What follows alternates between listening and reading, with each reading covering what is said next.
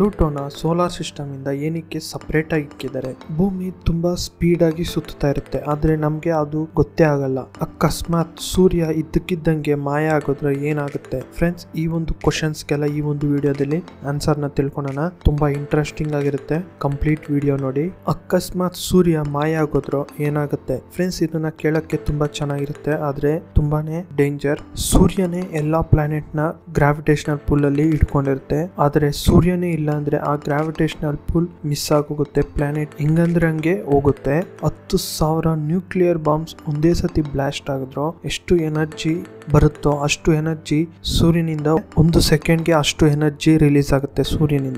ಸೂರ್ಯನಿಂದ ಬೆಳಕು ನಮ್ಮ ಭೂಮಿ ಮೇಲೆ ತಲುಪಕ್ಕೆ 8 ನಿಮಿಷ 20 ಸೆಕೆಂಡ್ ಬೇಕಾಗುತ್ತೆ. ಅಕಸ್ಮಾತ್ ಈಗ ಸೂರ್ಯ ಮಾಯ ಆಗೋಗಿದ್ದಾನೆ ಅಂತ ನಮ್ಗೆ ಗೊತ್ತಾಗ್ಬೇಕು ಅಂದ್ರೆ 8 ನಿಮಿಷ 20 ಸೆಕೆಂಡ್ ಆದ್ಮೇಲೆನೆ ನಮ್ಗೆ ಸೂರ್ಯ ಮಾಯ ಆಗೋಗಿದ್ದಾನೆ ಅಂತ ಗೊತ್ತಾಗೋದು. ಒಂದು ಪ್ಲಾನೆಟ್ ಇನ್ನೊಂದು ಪ್ಲಾನೆಟ್ ಗೆ ಟಚ್ ಆಗಿ ಪ್ಲಾನೆಟ್ ಗಳು ನಾಶ ಆಗೋ ಸಾಧ್ಯತೆಗಳು ಜಾಸ್ತಿ. ಅದೇ ರೀತಿ ಭೂಮಿ ಯಾವ ಒಂದು ಪ್ಲಾನೆಟ್ ಗೂ ಟ್ಯಾಶ್ ಮಾಡಿಲ್ಲ ಅಂದ್ರೆ ಸುಮಾರು ಒಂದು ಕೋಟಿ ವರ್ಷಗಳಾದ್ಮೇಲೆ ನಮ್ಮ ಸೋಲಾರ್ ಸಿಸ್ಟಮ್ ಇಂದ ಆಚೆ ಕಡೆ ಹೋಗ್ಬಿಡುತ್ತೆ.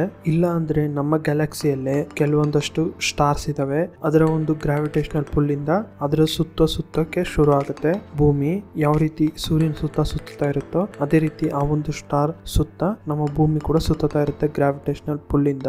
ಈಗ ಭೂಮಿ ಮೇಲೆ ಇರುವಂತ ಮನುಷ್ಯರಿಗೆ ನಮ್ಗೆ ಏನು ಅಪಾಯ ಅಂದ್ರೆ, ಭೂಮಿ ಮೇಲೆ ಬೆಳಕು ರಾತ್ರಿ ಅನ್ನೋದಿರಲ್ಲ, ಎಲ್ಲ ಒಂದೇ ರೀತಿ ಇರುತ್ತೆ.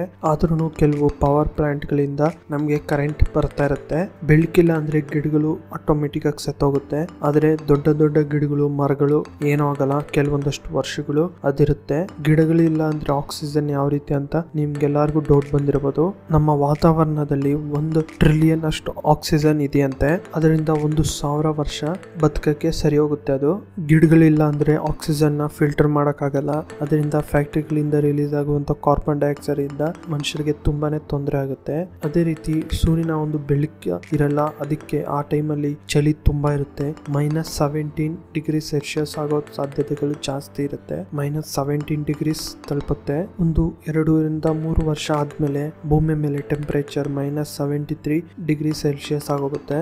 ಆಗ ಮನುಷ್ಯರು ಬದುಕೋದು ಸ್ವಲ್ಪ ಕಷ್ಟ ಆಗೋಗುತ್ತೆ. ಅಕಸ್ಮಾತ್ ಈಗ ಸೂರ್ಯ ಮಾಯ ಆಗೋದ್ರು ಏನೆಲ್ಲ ಆಗೋಗುತ್ತೆ ಅಂತ ತಿಳ್ಕೊಂಡಿದ್ದೀರಾ ಅನ್ಕೊಂಡಿದ್ದೀನಿ.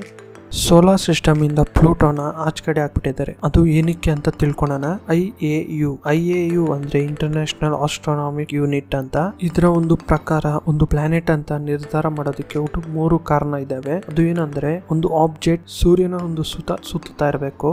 ಸೆಕೆಂಡ್ ಒಂದು ಬಂದು ಅದು ರೌಂಡ್ ಶೇಪ್ ಅಲ್ಲಿ ಇರಬೇಕು, ಅದೇ ರೀತಿ ಗ್ರಾವಿಟೇಷನಲ್ ಪುಲ್ ಇರಬೇಕು. ಥರ್ಡ್ ಒಂದು ಬಂದು ಅದರ ಒಂದು ಗ್ರಾವಿಟೇಷನಲ್ ಪುಲ್ ಇಂದ ಅದರ ಸುತ್ತ ಇರುವಂತ ಪ್ಲಾನೆಟ್ ಕೂಡ ಅದ್ರ ಜೊತೆ ಸೇರ್ಕೊಬೇಕು, ಅದೇ ರೀತಿ ಅದರ ಒಂದು ಜೊತೆ ಇರುವಂತ ಪ್ಲಾನೆಟ್ ಗಳಿಗಿಂತ ತುಂಬಾ ದೊಡ್ಡದಾಗಿರ್ಬೇಕು. ಈ 3ನೇ ಪಾಯಿಂಟ್ ನ ನಾವು ನೋಡೋಣ. ಪ್ಲೂಟೋ ಸುತ್ತ ಚಿಕ್ಕ ಆಬ್ಜೆಕ್ಟ್ ಅಂದ್ರೆ ಕಲ್ಲುಗಳ ರೂಪದಲ್ಲಿ ಇರುವಂತಹ ಒಂದು ಆಬ್ಜೆಕ್ಟ್ ಗಳಿದಾವೆ. ಅದು ಪ್ಲೂಟೋಗಿಂತ ತುಂಬಾ ದೊಡ್ಡ ಆಬ್ಜೆಕ್ಟ್ ಗಳಿದಾವೆ, ಅದೇ ರೀತಿ ಪ್ಲೂಟೋಗಿಂತ ತುಂಬಾ ಚಿಕ್ಕ ಆಬ್ಜೆಕ್ಟ್ ಗಳು ಇದಾವೆ. ಪ್ಲೂಟೋಗಿರುವಂತಹ ಒಂದು ಗ್ರಾವಿಟೇಷನಲ್ ಪುಲ್ ಇಂದ ಈ ಒಂದು ಆಬ್ಜೆಕ್ಟ್ ಗಳೆಲ್ಲ ಅದರ ಜೊತೆ ಸೇರ್ಕೊಬೇಕು, ಇಲ್ಲ ಅಂದ್ರೆ ಯಾವ ರೀತಿ ನಮ್ಮ ಮೂನ್ ತರ ಅದಕ್ಕೆ ಒಂದು ಸಬ್ ಪ್ಲಾನೆಟ್ ಆಗಿ ಇರಬೇಕು, ಆದ್ರೆ ಅದು ಅಲ್ಲಿ ನಡೀತಾ ಇಲ್ಲ. ಅದಕ್ಕೆ ಫಸ್ಟ್ 2 ಪಾಯಿಂಟ್ ಗೆ ಪ್ಲೂಟೋ ಸೆಟ್ ಆಗುತ್ತೆ, ಆದ್ರೆ 3rd ಪಾಯಿಂಟ್ ಗೆ ಪ್ಲೂಟೋ ಸೆಟ್ ಆಗಲ್ಲ. ಅದಕ್ಕೆ 2006 ಅಲ್ಲಿ ಪ್ಲೂಟೋನ ಸೋಲಾರ್ ಸಿಸ್ಟಮ್ ಇಂದ ಆಚೆ ಕಡೆ ಹಾಕಿದ್ದಾರೆ. ಭೂಮಿ ಸೂರ್ಯನ ಒಂದು ಸುತ್ತೋದಕ್ಕೆ 1 ವರ್ಷ ತಗೊಳುತ್ತೆ, ಆದ್ರೆ ಪ್ಲೂಟೋ ಸೂರ್ಯನ ಸುತ್ತೋದಕ್ಕೆ 248 ವರ್ಷಗಳು ಬೇಕಾಗುತ್ತೆ. ಪ್ಲೂಟೋನ ನಾವು ಕಂಡಿಡಿದಾಗಿಂದ ಪ್ಲೂಟೋ ಇನ್ನ ಒಂದು ಸತಿ ಕೂಡ ಸೂರ್ಯನ ಸುತ್ತಿಲ್ಲ. ಭೂಮಿ ತುಂಬಾ ಸ್ಪೀಡ್ ಆಗಿ ಸುತ್ತಾ ಇರುತ್ತೆ, ಆದ್ರೆ ನಮ್ಗೆ ಇದು ಗೊತ್ತಾಗೋದೇ ಇಲ್ಲ. ಭೂಮಿ 1 ಅವರ್ಗೆ 1674 km/h ಸ್ಪೀಡ್ ಅಲ್ಲಿ ತಿರುಗ್ತಾ ಇರುತ್ತೆ, ಆದ್ರೆ ನಮ್ಗೆ ಆ ಒಂದು ಫೀಲ್ ಕೂಡ ಗೊತ್ತಾಗಲ್ಲ. ಫ್ರೆಂಡ್ಸ್, ನಿಮ್ಗೆ ಒಂದು ಬೆಸ್ಟ್ ಎಕ್ಸಾಂಪಲ್ ಹೇಳ್ತೀನಿ. ನಾವು ಬಸ್ ಅಲ್ಲಿ ಹೋಗ್ತಾ ಇರ್ತೀರಿ, ಬಸ್ 1 ಅವರ್ಗೆ 80 km/h ಸ್ಪೀಡ್ ಅಲ್ಲಿ ಹೋಗ್ತಾ ಇರುತ್ತೆ. ಆಗ ನಮ್ಗೆ ಆ ಒಂದು ಸ್ಪೀಡ್ ನಮ್ಗೆ ಗೊತ್ತಾಗೋದೇ ಇಲ್ಲ ಬಸ್ ಅಲ್ಲಿ ಕುತ್ಕೊಂಡಿರೋವಾಗ. ಯಾಕೆ ಅಂದ್ರೆ ಬಸ್ಸು 18 km ಸ್ಪೀಡ್ ಅಲ್ಲಿ ಹೋಗ್ತಾ ಇದೆ ಅಂದ್ರೆ ಆ ಒಂದು ಸ್ಪೀಡ್ ಅಲ್ಲಿ ನಾವು ಹೋಗ್ತಾ ಇದೀರಿ, ನಮ್ ಜೊತೆ ಸೀಟ್, ನಾವು ತಗೊಂಡ್ ಹೋಗ್ತಾ ಇರೋ ಲಗೇಜ್, ಅಲ್ಲಿರುವಂತ ಅಟ್ಮಾಸ್ಫಿಯರ್ ಎಲ್ಲಾರು ಅದೇ ಸ್ಪೀಡ್ ಅಲ್ಲಿ ಹೋಗ್ತಾ ಇರುತ್ತೆ. ಅದಕ್ಕೆ ನಮ್ಗೆ ಆ ಒಂದು ಸ್ಪೀಡ್ ಗೊತ್ತಾಗೋದೇ ಇಲ್ಲ.